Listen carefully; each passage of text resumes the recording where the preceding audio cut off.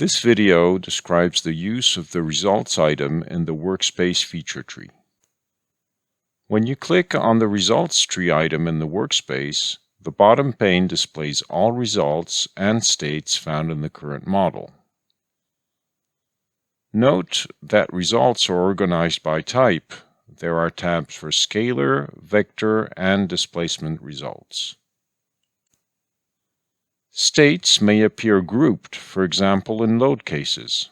Select the one you wish to focus on and then select the state to display. Results can be filtered. First, by nature. Here we select displacement, for example, or stress to limit the list. The full list is recovered by selecting Show All in the Filter combo box. Filtering on components is also possible. Here we show all results that are X components, or magnitudes. Show All brings us back to the full list.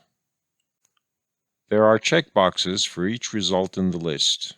Each one controls how the result will be displayed. The first one toggles the result visibility on the model. This will be as fringes for scalars, as vectors for vector results, and as a deformed model for displacement results.